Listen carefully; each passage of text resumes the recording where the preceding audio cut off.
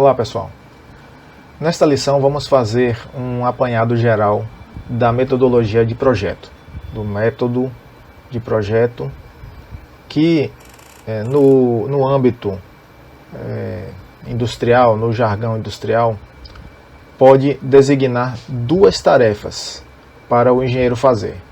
Uma delas é o dimensionamento do trocador, o dimensionamento do equipamento propriamente dito, ou analisar o desempenho, analisar a performance de um trocador que já existe. Então são duas tarefas que o engenheiro pode realizar quando se diz assim, vou projetar um trocador, ou então projete um trocador de calor. A expressão pode significar qualquer uma das duas. No caso do dimensionamento, que é o projeto, realmente é o caso de se projetar um equipamento, uma vez que você vai delinear suas características, vai definir suas características para depois construir, nós fazemos o dimensionamento. Dimensionar um trocador, essencialmente, significa especificar a sua área de troca térmica, ou seja, a área de troca térmica, a superfície de troca térmica necessária para a realização de um dado serviço de transferência de calor, para atender uma dada taxa ou uma dada carga térmica. A análise ela é necessária quando existe um trocador à disposição, ele pode estar parado, encostado no pátio de uma indústria ou no almoxarifado, e surge um serviço, muitas vezes imprevisto, devido ao mau funcionamento ou à falha de um trocador que está em operação. Quando isso acontece, duas ações podem ser adotadas. Uma é fazer o reparo imediato da unidade que apresentou falha. Enquanto isso, o processo ficará parado. Não é uma situação muito boa, porque parar o processo muitas vezes implica lucro cessante, quebra de contratos, atraso de entrega. Muitos problemas podem decorrer dessa interrupção não programada. E a outra ação é tentar utilizar algum equipamento que está disponível e que seja possível de encaixar, dimensionalmente seja possível conectar ele naquele espaço do equipamento problemático, e durante o reparo do equipamento falhado se utilizar esse sobressalente. Então, para que esse trocador sobressalente seja posto em serviço, é necessário efetuar uma análise da performance, de modo que se verifique se ele consegue atender esse serviço. Uma outra situação que requer análise de performance é quando se compra um equipamento usado. Existe todo um mercado ao nível internacional hoje em dia, no qual se pode adquirir um equipamento que foi utilizado em outra indústria. E geralmente o desconto, o deságio em relação a um equipamento novo é muito grande. Pode ser uma vantagem de preço, um preço bastante baixo, a vantagem pode ser bastante significativa. Assim sendo, no equipamento usado, na aquisição de equipamento usado, nós temos também que verificar se ele vai atender às nossas necessidades no processo. Uma das primeiras decisões que o projetista do trocador precisa tomar é com relação à alocação das correntes, ao posicionamento das correntes no equipamento. Se o fluido quente ou frio escoará no tubo ou no casco, no ânulo do trocador. Essa é uma decisão de extrema importância e muitas vezes o engenheiro ele tem total liberdade para bater o martelo nessa questão da alocação. Então existem critérios que vão nortear essa decisão. E vamos ver esses critérios em seguida. Essa decisão, para vocês verem, a decisão de alocação, ela é de tamanha importância que ela afeta, além da área de troca térmica, a área de troca térmica está relacionada ao tamanho do equipamento, às suas dimensões, ao espaço de planta que ele vai ocupar, e também o custo de aquisição, que é o custo também chamado custo de capital, né, custo de compra do equipamento. Afetará também o custo de transporte, porque quanto maior o equipamento, em geral, maior será o seu frete. E também o custo de instalação. Custo operacional também é impactado, porque equipamentos maiores requerem máquinas, gruas, guindastes, requerem equipamentos de manutenção maiores. E essa maior capacidade, né, das máquinas utilizadas na realização dos reparos implica num custo maior. A segurança operacional também é impactada, né? Seja a segurança no aspecto patrimonial de bens, né? E a segurança das pessoas no processo, as pessoas ali interagindo no processo químico, né? Com o processo químico.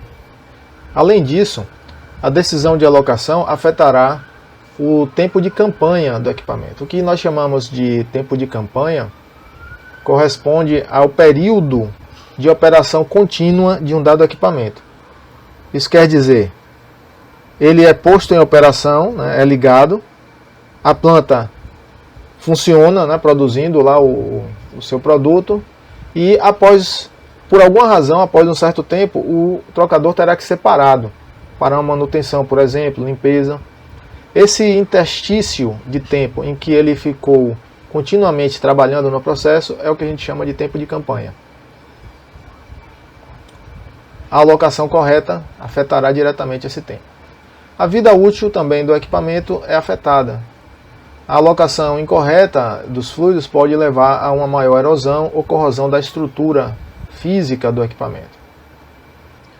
Vamos ver agora alguns critérios norteadores da alocação do fluido, considerando aqui o fluido que deve ser alocado no tubo interno. Então terá preferência para alocação no tubo interno o fluido mais corrosivo e mais erosivo. Isso aqui é crucial, tá? Porque preserva a estrutura do equipamento. Apenas os tubos e não o casco do equipamento precisarão ser confeccionados de um material mais nobre, um metal mais nobre, uma liga. Se essa regra de mais corrosivo e mais erosivo no tubo for obedecida. Existe um outro aspecto a ser considerado. Se o fluido do processo é extremamente tóxico ou letal, ele não pode vazar para o ambiente de forma alguma, porque causará, vamos dizer, fatalidades instantâneas de pessoas.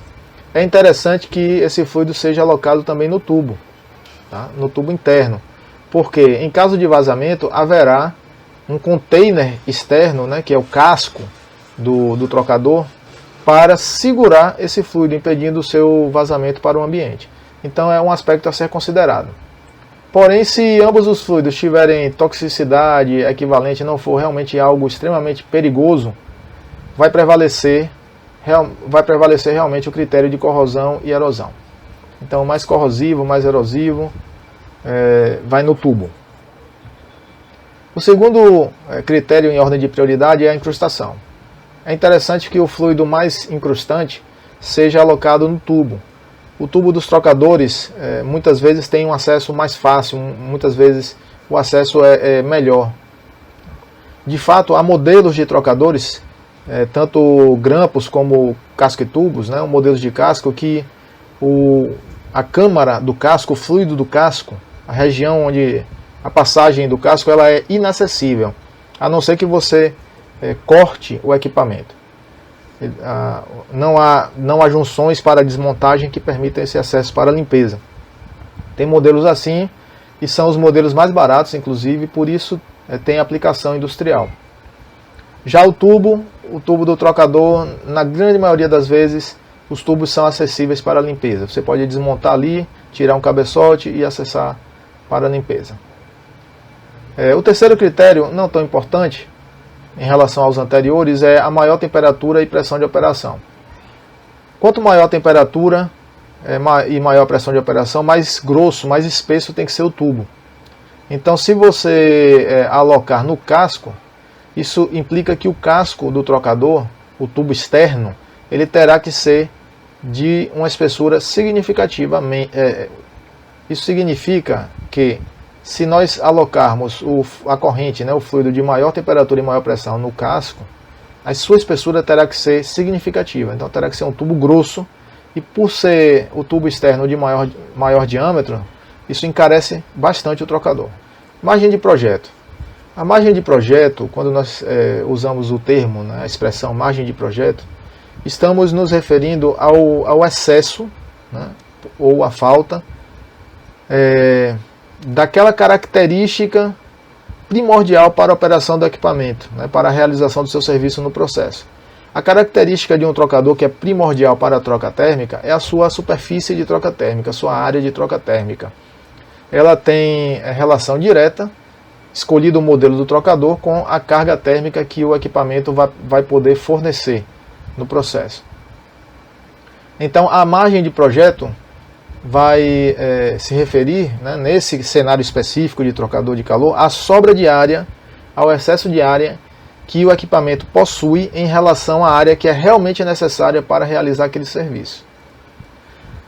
Margem de projeto, no jargão industrial, né, tem vários outros sinônimos, né, expressões equivalentes que os engenheiros usam. Alguns chamam de excesso de área, excesso de superfície, sobredimensionamento, sobre-área, fator de segurança, etc. É interessante que vocês tenham noção de que esses termos, eles também são usados, mas se referem também à margem de projeto.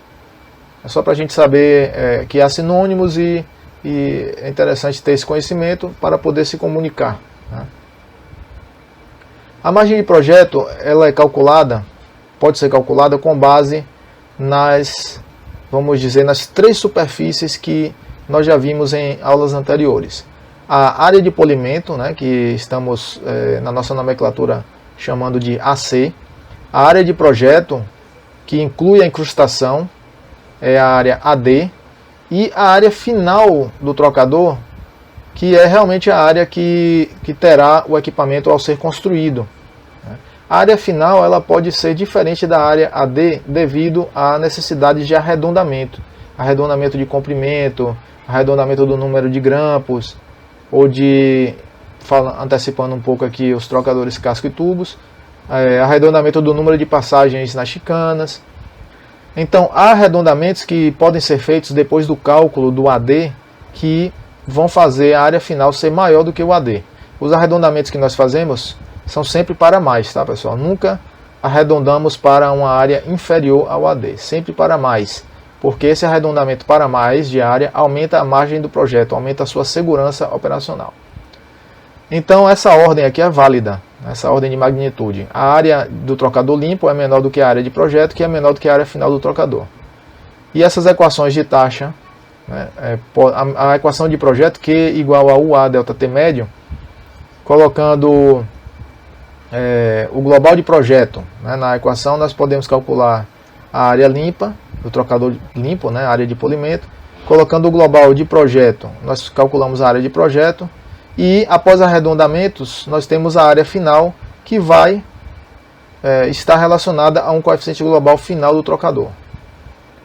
A forma quantitativa de aferir, né, a margem de um projeto é baseada nessas áreas AC, AD e A final do equipamento.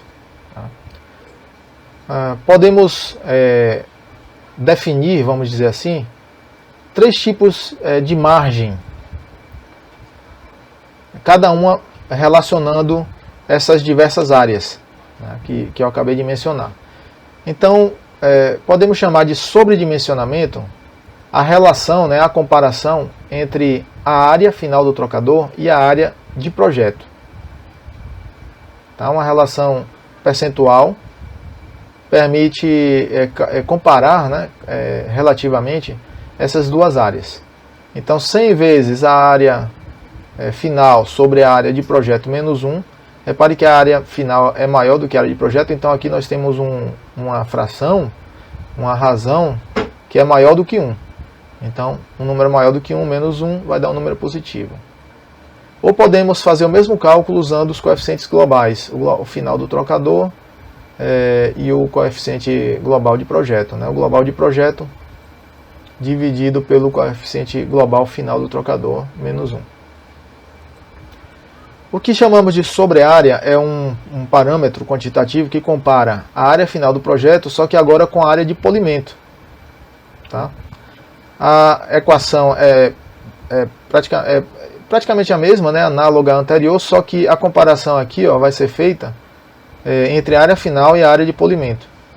Repare que a área de polimento é menor do que a área de projeto, AD. Sendo assim, essa fração aqui ela é maior do que esta. Tá? Então o percentual, né, de sobre-área ele será maior do que o percentual de sobredimensionamento.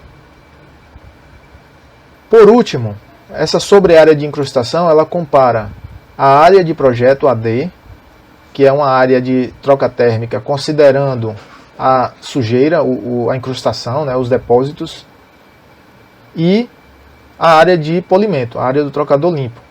Tá? Então esse percentual avalia o excesso de área que nós tivemos que colocar no trocador apenas para compensar a incrustação, a sujeira. E a definição também é uma equação análoga à anterior, só que relaciona a área de projeto com a área do trocador limpo. E nós podemos fazer o mesmo cálculo usando os coeficientes globais, dá o mesmo resultado. Qual é a margem recomendada para um dado projeto? Não há regra rígida para essa margem, tá, pessoal? Não há um valor fixo que todos os engenheiros devam seguir em todos os projetos. Então isso não é estabelecido. Porém, a observação, né, e a prática industrial permite, né, vamos dizer assim, criar faixas que sejam consideradas razoáveis em um dado projeto. Assim sendo, se as correntes forem limpas, né, ou seja, o fator de incrustação ele é zerado, é anulado, os fluidos não são fluidos exóticos, né, não são misturas exóticas, são correntes comuns e as propriedades físicas são bem conhecidas e confiáveis, então o trocador ele pode ter uma margem aí de 5 a 10%, é bastante razoável, né, até 20% num projeto com fator de segurança maior. Agora, se as correntes de processo são incrustantes, é um trocador que vai começar limpo e vai sujar bastante até o seu tempo de campanha, né, até que o seu tempo de campanha se conclua para iniciar a manutenção e a limpeza, é possível se ter um trocador com uma margem de 40 a 50%. Já é um valor bem mais elevado, né, de margem. Vamos detalhar aqui um pouco mais o dimensionamento, né, a tarefa de dimensionamento do equipamento. O dimensionamento do trocador envolve duas grandes etapas, vamos dizer assim. É o projeto térmico, propriamente dito, e o projeto hidráulico. Vamos começar com o projeto térmico. No projeto térmico, nós analisamos as correntes de processo, né, as condições operacionais e selecionamos o tipo de equipamento. Feita a seleção do tipo de equipamento, devemos especificar os materiais. Essa especificação, pessoal, pode ser feita com o julgamento individual, né, do engenheiro químico, baseado em manuais de compatibilidade de materiais e fluidos. Isso está amplamente disponível através de fabricantes de trocadores de calor e também na internet tem muitas tabelas de compatibilidade de materiais com fluidos, então podemos decidir com base nessas tabelas, ou na indústria, muitas vezes tem-se uma equipe multidisciplinar realizando os projetos. Então é possível que você tenha contato com um engenheiro de materiais e consiga decidir, né, interagindo com ele sobre o material do equipamento. É preciso especificar as tubulações, decidir os diâmetros e as espessuras e depois disso calcular a área de troca térmica. No projeto hidráulico, pessoal, nós usamos as características e as especificações do equipamento, né, que foram determinadas durante o projeto térmico, e com essas características nós calculamos a queda de pressão em cada corrente. É preciso que nós asseguremos que essa queda de pressão não seja maior do que o limite permitido na linha do processo. Se exceder, nós temos que reprojetar o trocador, refazer o projeto térmico numa nova configuração, e aí feito o projeto, né, o dimensionamento dessa nova configuração, nós calculamos de novo, né, executamos novamente o projeto hidráulico e verificamos se a queda de pressão é cedida em cada corrente. Esse processo, né, é iterativo, né, ele é recursivo, e nós executamos até que todos os requisitos do processo sejam atendidos. É assim mesmo, o projeto é executado muitas e muitas vezes antes de se ordenar a construção do equipamento. Análise do trocador de calor, o termo em inglês é rating, né, consiste na avaliação de performance do trocador. Ou seja, devemos verificar se o trocador que já existe, ele é capaz de realizar um dado serviço de troca térmica. O rating, ele responde duas perguntas, então. Se o trocador possui superfície de troca térmica suficiente para realizar o serviço, e se a queda de pressão máxima de cada linha é respeitada. Então repare que é muito parecido com o dimensionamento. Tá? A análise é muito parecida com o dimensionamento. Na verdade, o método é o mesmo. Só que na análise de performance, no rating, nós já temos o trocador, já temos o comprimento, os diâmetros de tubo, já são conhecidos. E aí nós calculamos a performance do equipamento baseada nessas características. O que é a folha de dados? Ou datasheet, como muitos engenheiros gostam de chamar cotidianamente, né, no jargão. A folha de dados, pessoal, é simplesmente um formulário contendo campos, né, de informações que são necessárias ao dimensionamento do trocador de calor. Não tem o formato rígido, embora uma norma internacional muito utilizada, amplamente utilizada, que é a norma TEMA, vou explicar para vocês sobre essa norma futuramente, ela sugere um formulário, né, contendo informações mínimas para a realização de projetos de trocadores de calor. E esse formulário, na estrutura sugerida pela TEMA, ele é muito usado na indústria. O datasheet, ele é preenchido de forma progressiva. Ele contém dados, né, sobre o projeto térmico, o projeto hidráulico, contém informações da tubulação, né, especificações da tubulação, e contém especificações dos materiais usados no trocador. Existe a área, né, de anotações especiais, né, anotações particulares que podem ser feitas pelos projetistas. Observações que eles julguem importantes compartilhar, eles registram, documentam no datasheet. E o datasheet, ele também possui um campo de controle revisional do documento. Nessa área que os engenheiros que estão interagindo, né, com aquele projeto, que estão fazendo cálculos e revisando, eles anotam lá, eles se identificam, assinam, colocam observações e assinam lá as suas intervenções, né, realizadas no dado projeto. Um projeto grande, envolvendo um equipamento muito caro, nunca é executado por um único engenheiro. Sempre haverá ali a intervenção e a revisão de outros engenheiros, para que só depois, né, do consenso quanto à propriedade e adequação daquele projeto, o equipamento vá ser encomendado, a construção dele vá de fato ser realizada. Olá, pessoal. Esse problema já foi visto em aula anterior e nós resolvemos os itens A, B, C e D.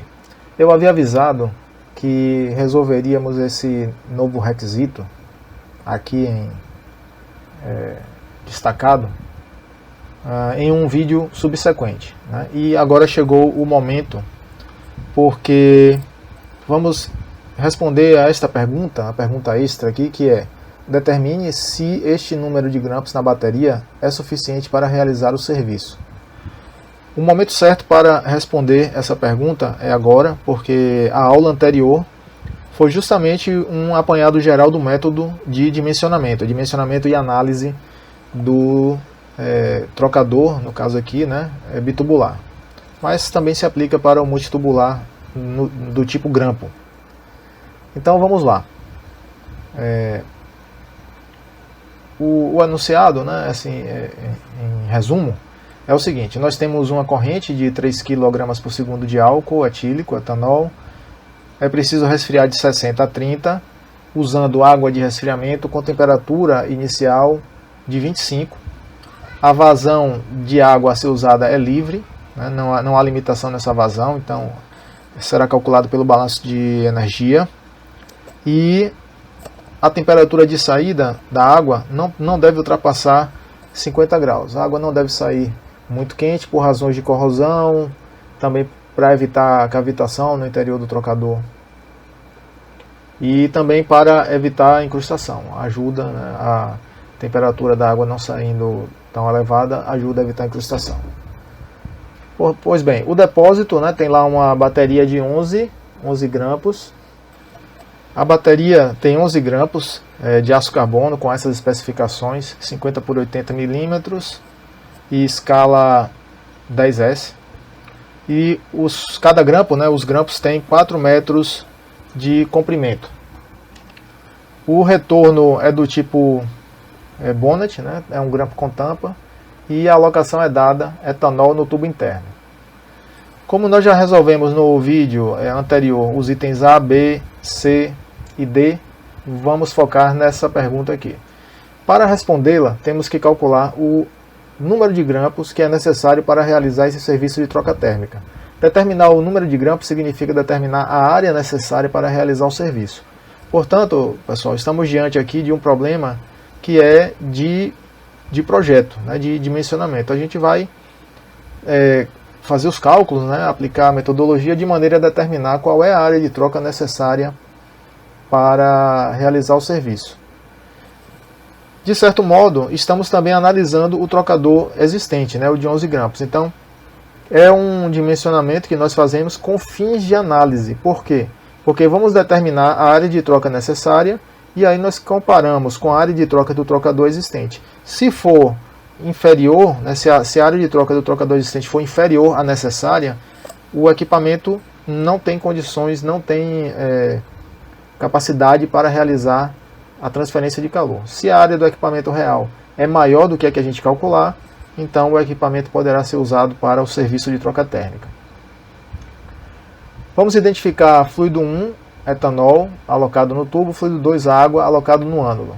Usando as temperaturas médias entre a entrada e a saída, capturamos, né, avaliamos lá as propriedades, né, físicas, começando pela viscosidade e pela capacidade, pelo calor específico. Para o etanol aqui e aqui para a água.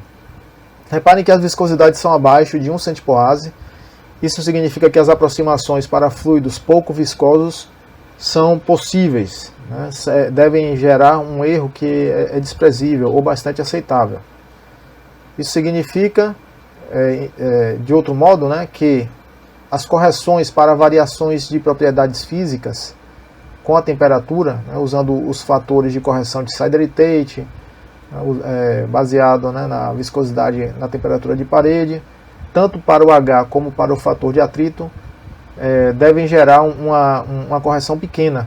Então a aplicação desses fatores de correção deve ser insignificante, deve ter um resultado, causar uma variação insignificante. Do balanço de energia, nós podemos isolar a vazão da água, né, o W2 aqui. Substituindo os valores, nós calculamos a vazão de água, 2,06 aproximadamente, kg por segundo. Checando o balanço de energia, nós obtemos para o etanol menos 2,1 vezes 10 a quinta watts. O sinal negativo indica que o etanol está resfriando, perdendo energia, né, a entalpia final é menor do que a inicial. E para a água nós temos 2,1 vezes 10 a quinta watts. Seria normal dar uma diferençazinha aqui nos decimais, porque nós fazemos cálculos com uma aproximação limitada, não é uma aproximação infinita, então é normal dar uma diferença aqui nos decimais. Aqui não houve diferença. casualmente. Calculando a ΔTML, substituindo os valores, vai dar aquele problema que nós já vimos, de uma indeterminação, visto que, de propósito, aqui, os deltas de temperatura nos terminais foram colocados iguais, já para vocês verem que isso pode acontecer, né? É muito raro acontecer essa coincidência, mas essa possibilidade existe. Então, nesse caso aqui, a ΔT média do trocador não é a ΔTML, ou melhor, não é obtido diretamente da fórmula da ΔTML. Mas se nós aplicarmos a regra de L'Hopital e tomarmos o limite para as temperaturas se aproximando, né, os deltas de temperatura se aproximando um do outro, né, tipo limite para ΔT2 tendendo a ΔT1, aí nós chegamos à conclusão de que a média de temperatura é a média aritmética. Então a média logarítmica se transforma no caso mais simples de média aritmética, que é a própria diferença de temperatura em qualquer dos terminais. Portanto, a média aqui aritmética seria 10 Kelvin, que vai ser a nossa força motriz para o trocador.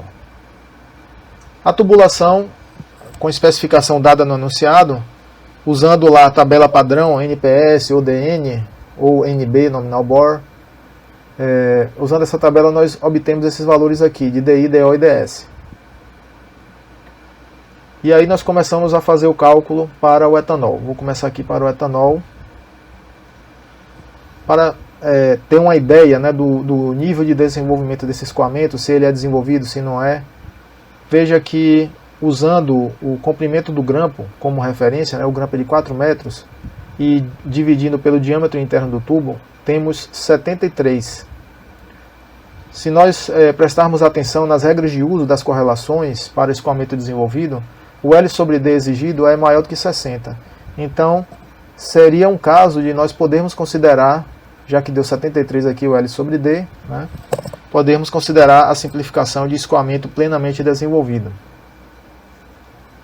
Calculando a área interna, a seção de escoamento, né, do tubo interno, πdi ao quadrado sobre 4, nós temos essa área de escoamento, né, de seção transversal, e com ela e a vazão do etanol nós podemos calcular o fluxo mássico, ou velocidade mássica para o etanol. É interessante ter uma noção da velocidade, tá, da velocidade do fluido no tubo, porque há limites mínimos e máximos para essa velocidade que são recomendados no projeto. Uma faixa de 1 a 3 metros por segundo é uma faixa boa de se guardar na memória. Não é muito interessante uma velocidade baixa, porque ela vai tender a reduzir o coeficiente de transferência de calor, uma vez que baixa o Reynolds, e também uma velocidade muito alta produz vibração, erosão, causa problemas também. Cavitação no interior do equipamento. Então não é interessante também uma velocidade muito alta. A velocidade baixa, além de reduzir o H, pode levar a uma formação de incrustação. Uma faixa interessante, que é bastante usada, é de 1 a 3 metros por segundo. Seria em pés por segundo, 3 a 9 pés por segundo, mais ou menos, a grosso modo.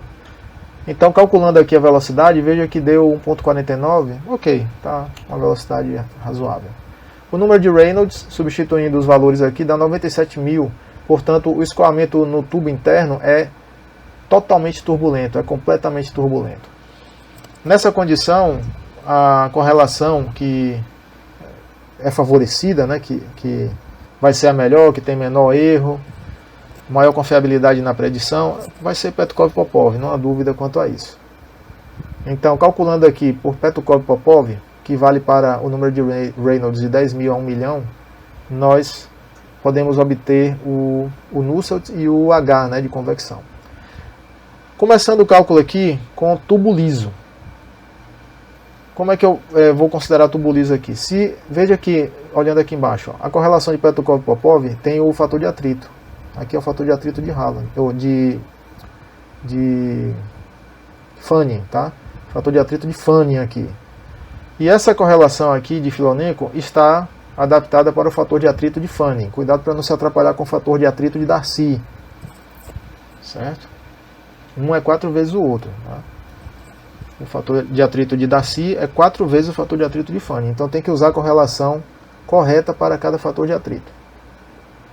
Ok, essa correlação aqui, essa equação de Filonenko, ela está adaptada para calcular o fator de atrito de Fanning. E ela é uma correlação, é uma equação para tubos lisos. Então se eu utilizar essa equação aqui para determinar o fator de atrito, eu vou obter um fator de atrito de tubo liso. Um fator de atrito que não considera a rugosidade do tubo, não considera a aspereza, não considera a perturbação da camada limite devido a essa aspereza. E essa perturbação ela é bastante importante no escoamento turbulento. Ela não é no laminar, mas no turbulento ela pode ser sim. Calculando aqui com Filonenko, nós temos esse fator de atrito de 0.0045. Calculando o K1 de Petkov, 1.06. Calculando o K2. E aí substituindo os valores aqui no Nusselt de Petkov-Popov, nós temos um Nusselt de 746. Como o Nusselt é HD sobre K, e aí isolando o H, nós podemos substituir aqui os valores. O K aqui é o K do fluido, lembrando, né, o K do etanol. Então o H é de 2.221 aproximadamente. Agora veja, eu vou calcular aqui só para vocês verem o H, né, ou o Nusselt de Petkov-Popov, só que usando uma outra correlação, não a de Filonenko, mas a correlação de Haaland. Veja que a correlação de Haaland para fator de atrito é uma correlação mais avançada, ela é bem mais moderna, mais recente, e ela é um ajuste excelente para a referência máxima de fator de atrito, né, que é a correlação de Colebrook. E usando Haaland, nós conseguimos inserir aqui nesse termo, ó, vejam só pessoal, está vendo aqui o Epson sobre D é a rugosidade relativa, o Epson é a rugosidade absoluta do material do tubo. Então, usando Haaland, se eu pegar de tabela, ou posso medir também, mas pegar de tabela é mais prático. A rugosidade absoluta do aço carbono, um valor, pode ser aqui, ó, um valor na faixa lá típica, né, 3,5 vezes 10 a menos 5 metros. Usando aqui esse valor de rugosidade, eu posso inserir o efeito dessa rugosidade no fator de atrito. E note que o fator de atrito é maior do que o fator de atrito de Filonenko, como deveria ser mesmo. O de Filonenko, ó, olha só, é 0.0045. O de Haaland é 0.0051. Uma diferençazinha. Usando o fator de atrito obtido por Haaland, nos fornece um K1 de Petkov-Popov de 1,07, um K2 de 12.478. Assim, substituindo aqui os valores, o Nusselt será 811 e o H 2.414,8. Veja que deu maior do que o H predito usando o Filonenko, o tubo liso. Vamos lá ver aqui, ó. 2.221, estão vendo? E aqui, ó, 2.414, não é? É uma diferença de 200, né, em 2.000, vai dar aí 10%. 10%, né, de diferença.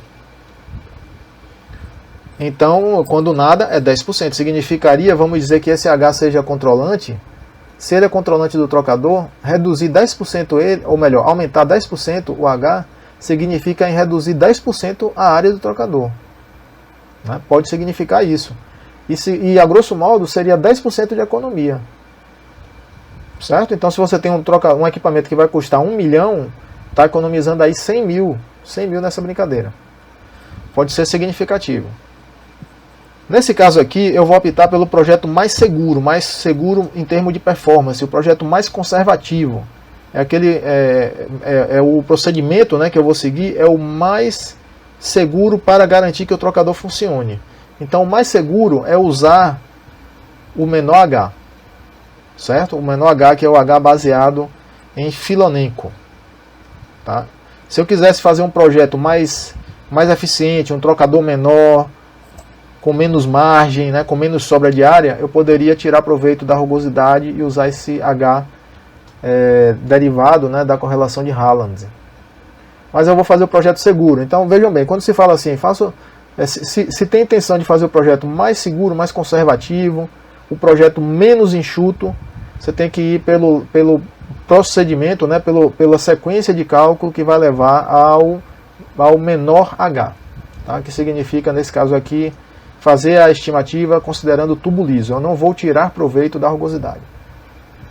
Pois bem, então o HI está calculado. Vamos determinar agora o H, o coeficiente de convecção para o ânulo.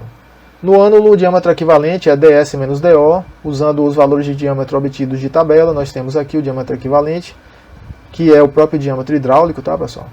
Vejam aqui o L sobre D do ânulo, o L sobre D usado, né, baseado no diâmetro equivalente, considerando o L o comprimento de 1 grampo apenas, já dá 177 mil, que é bem acima do L sobre D maior do que 60, que as correlações exigem.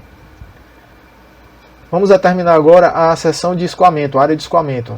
Substituindo aqui o ds e o do, nós temos essa área de escoamento, 0.0025 metros quadrados. Podemos calcular o fluxo máximo, 814 kg por metro quadrado segundo.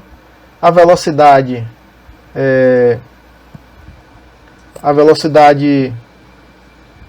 deu 2.54 pés. Abaixo de 0,77 metros por segundo, deu abaixo de 1 metro por segundo. Ok, era interessante que fosse um pouquinho maior, mas para ser maior aqui eu vou ter que mudar o set de tubos, ter que mudar os diâmetros de tubulação escolhidos, e não é dada essa opção aqui nesse projeto. Se eu estivesse projetando por minha conta, sem um anunciado, eu poderia mudar as tubulações, mas aqui não é opção. Eu estou apenas checando a velocidade de escoamento e deu próximo de 1, tá razoável. O número de Reynolds do ânulo, substituindo os valores aqui, diâmetro equivalente GO e a viscosidade, nós temos 26.664. Também na faixa turbulenta, completamente turbulenta, uma vez que é acima de 10.000. A correlação de escolha de menor erro é Petkov-Popov. Vou fazer o cálculo aqui por Filonenko. Fator de atrito de Filonenko, KI de Petkov-Popov. KI não, K1 de Petkov-Popov dá 1,08.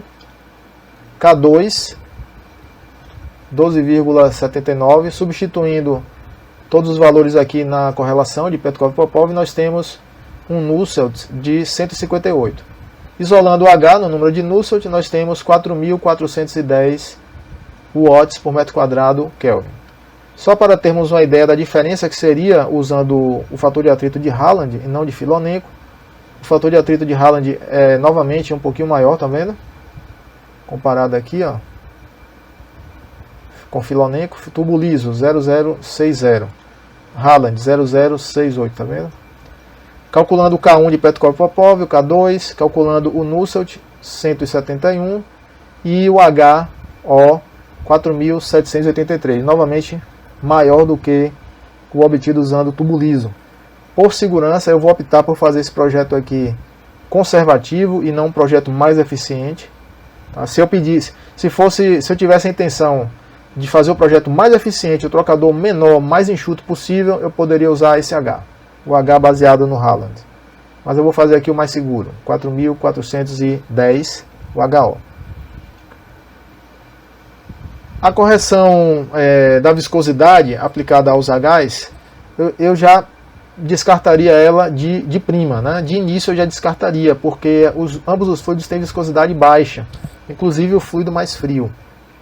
Então, nesse caso, eu não faria, num teste de mesa como esse, no cálculo manual, eu não faria a correção pelas temperaturas de parede, mas eu vou fazer aqui para vocês verem o que acontece. Tá? Então, primeiro eu tenho que calcular a temperatura de parede com a estimativa dos Hs que eu tenho, o HI e HO sem correção de parede, sem a correção pelos fatores. Então são Hs de propriedades constantes, vamos dizer assim, sem o efeito de variação de propriedades físicas. Posso calcular a temperatura de parede por várias equações, vocês já viram que há várias aproximações, desde a mais completa até a mais simples de todas. Essa é a mais simples de todas, e eu vou usar aqui uma intermediária, que é essa aqui. Repare que essa equação de TW é para a resistência condutiva desprezível. Ela é equivalente, né, falando fisicamente, a um K infinito, mas o efeito dos diâmetros DI e DO ele é mantido nessa equação, ela captura esse efeito. Então o efeito do fluxo de calor radial no tubo, que é divergente ou convergente, dependendo da direção, ele é capturado aqui. Então essa equação aqui ela é mais realista do que essa. Mas tudo bem. Então eu vou calcular aqui, ó, deu 313,8 aproximadamente. Usando a mais simples daria 314. A diferença é pequena, né? Nesse caso aqui a diferença foi pequena. O tubo é fino, a espessura da parede uma espessura pequena. E na forma geral de TW, eu vou calcular aqui para vocês verem. Ó. Usando a equação geral, calculando o KI, nós temos esse valor de KI. Calculando o KO, dá esse valor aqui. E o KIO, substituindo os valores, dá esse valor aqui. Substituindo na equação geral do TWI, substituindo os valores e calculando, dá um TWI de 314,3 aproximadamente Kelvin. E o TWO é 313,5.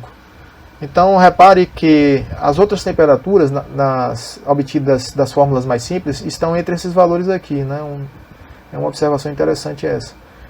Mas não há muita variação. Nesse caso aqui, usar essas fórmulas mais complexas e mais realistas não traz muito benefício ao cálculo, não agrega muita exatidão.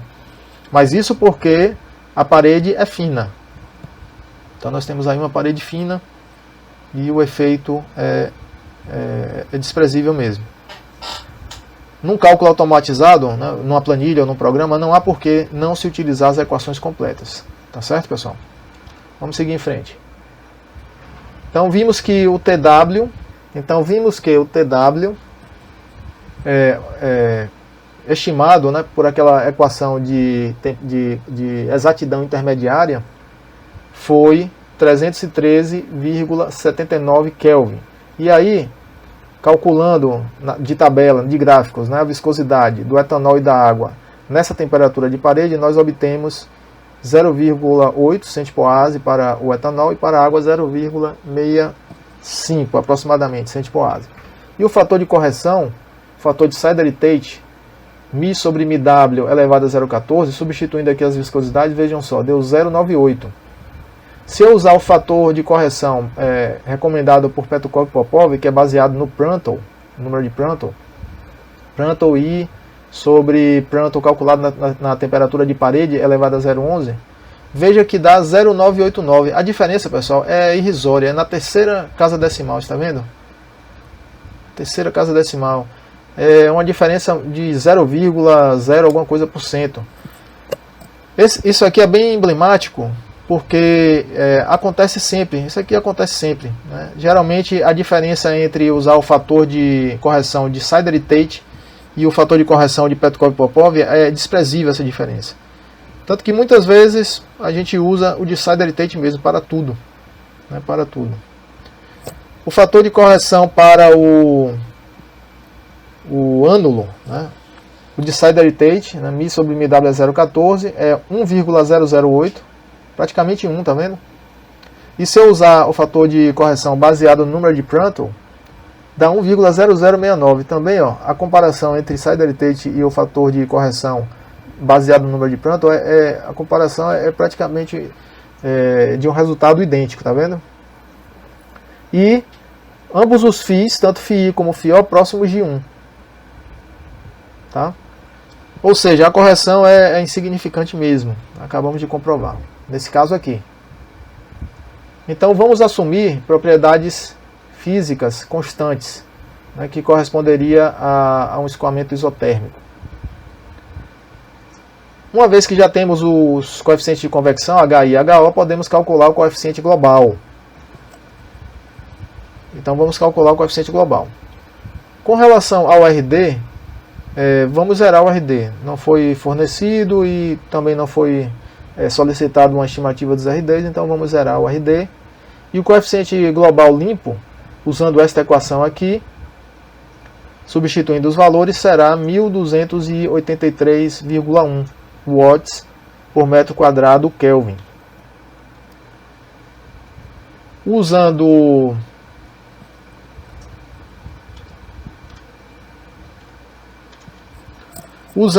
uma equação mais simples, como essa aqui, que despreza a resistência de parede do tubo, teríamos um coeficiente global limpo maior, reparem, ó, 1384.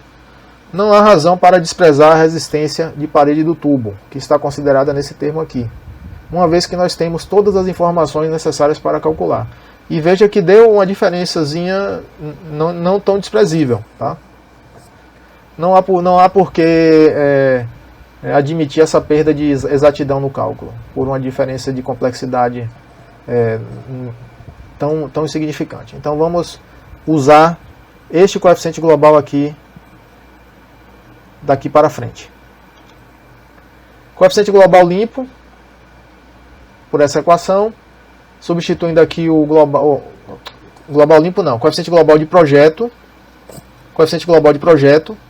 por essa equação aqui, nós temos o global limpo, substituindo os RDs O e RDI, que são nulos, nesse caso, nós temos um global limpo de 1283 watts por metro quadrado Kelvin. Por que deu igual? Porque os RDs são nulos, tá, pessoal? Se tivéssemos valores não nulos dos RDs aqui, o global de projeto daria um valor diferente do global limpo, claro. Calculando a área de troca térmica para o trocador limpo, AC, nós temos a carga térmica já calculada lá em cima, temos a ΔT média, que é 10 Kelvin, e o global limpo, nos fornecendo, fazendo o cálculo, uma área de 16,367 metros quadrados. A área de projeto será a mesma área de polimento, AC.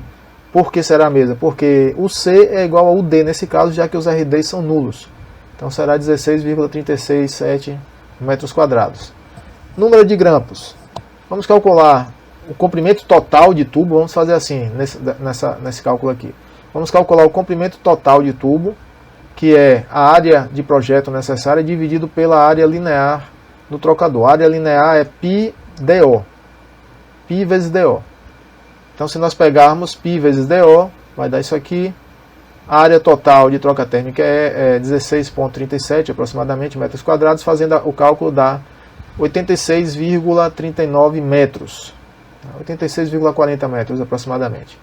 O número de grampos será o comprimento total de tubo necessário dividido por 2 vezes o comprimento do grampo. O LHP é o comprimento do grampo. Lembrem-se que o grampo tem 2 pernas. Então, se o grampo tem 4 metros de comprimento, tem 4 metros em cada perna, um comprimento total 8 metros. Substituindo aqui o L e 2 vezes o comprimento do grampo, nós temos 10,8 grampos. Vamos usar 10,8 grampos? Não temos como usar uma fração de grampo. Né? O grampo é um componente íntegro, né? Um componente que todos têm o mesmo tamanho, todos têm a mesma dimensão. Então nós vamos arredondar aqui, e nunca arredondamos para menos, sempre arredondamos para mais. Então nesse caso 10,8 vai virar 11 grampos, que é o valor, é o número, né, a quantidade de grampos que usaremos na construção desse banco. Veja que no enunciado lá é dito que o banco de trocadores tem 11 grampos, o que fechou certinho com o resultado que nós obtivemos, 11 grampos. Ou seja, 11 grampos é um número de grampos suficiente na bateria para realizar o serviço de troca térmica. Se desse 12, 13, 14 grampos, aqui no caso, se eu chegasse à conclusão de que o número de grampos necessários para realizar o serviço fosse 12 grampos, ou 13, ou 14, ou 15, e a bateria só tem 11, então a bateria não seria capaz de realizar o serviço. Perceberam? E se aqui desse 7, 8 grampos? O que quer dizer quando eu chego aqui a um número de 7, 8 grampos? Quer dizer que para realizar esse serviço que foi dado, eu precisaria de 7 ou 8 grampos na bateria. Se a bateria tem 11, então a bateria tem mais área de troca térmica do que a necessária para fazer o serviço. Ou seja, se está sobrando área, o trocador ele tem uma capacidade maior do que a necessária, portanto ele consegue realizar o serviço. Ele não só consegue realizar o serviço, como o serviço, a carga térmica demandada, é menor do que a que ele suporta. Ele suporta até uma carga térmica maior. Ele pode atender a carga térmica pedida e até um valor maior se for necessário. Coeficiente global final, calculado aqui. Já com esse A seria a área, né, de troca térmica com o arredondamento. Veja que nós fizemos o arredondamento aqui, de 10,8 para 11 grampos. Então qual vai ser a área final da bateria necessária para realizar o serviço? A área final é essa aqui, ó. Vai ser 2 vezes a área linear. Aqui eu estou calculando a área linear para vocês verem. A área linear vezes o comprimento do grampo vezes o número de grampos que vai ser usado. Aqui vai ser 11, que dá uma área total de 16,671. Com essa área total, 16,671 metros quadrados, eu consigo calcular o global real do trocador, o global final do trocador. Esse global final, ele não é nem o C, nem o D, ele é o global que o trocador realmente vai operar, né? que o trocador vai desenvolver quando entrar em operação. E aqui nós temos o RD final. O RD final é a comparação é uma relação que compara o global final e o global limpo, resultando em um certo valor de RD. Não foi pedido qualquer RD, quer dizer, o RDI e o RDO foram tomados nulos no cálculo. Mas devido ao arredondamento, esse trocador ele vai possuir um RD, vai oferecer um RD maior do que zero, porque ele tem área sobrando, ele tem sobre-área. É uma sobre-área pequena, como nós vamos ver aqui embaixo, eu vou falar disso. Mas existe uma sobre-área, então se existe uma sobre-área vai existir um RD maior do que um solicitado, do que o valor de RD solicitado. Se esse RD aqui desse negativo, era uma outra forma de eu verificar que o trocador não tem área disponível. Calculando aqui as margens do equipamento, vejam, calculando o sobredimensionamento, que compara a área final com o AD, deu 1,85% aproximadamente. É uma sobre-área bem pequena. E um sobredimensionamento bem pequeno. A sobre-área, que compara a área final com a área de polimento, a área limpa, também deu igual. Por que deu igual? Porque os RDs de projeto, RDI e RDO, foram nulos. Então aqui vai dar igual mesmo. Deveria dar um valor maior, né, se tivesse RDI e RDO não nulo. E a sobre-área de incrustação deu zero, porque o AD é igual, o valor de AD é igual ao valor de AC, justamente pelo RDI e RDO serem nulos. Queda de pressão, nós já respondemos no vídeo anterior, então não vou repetir aqui o cálculo. Até o próximo vídeo, um abraço.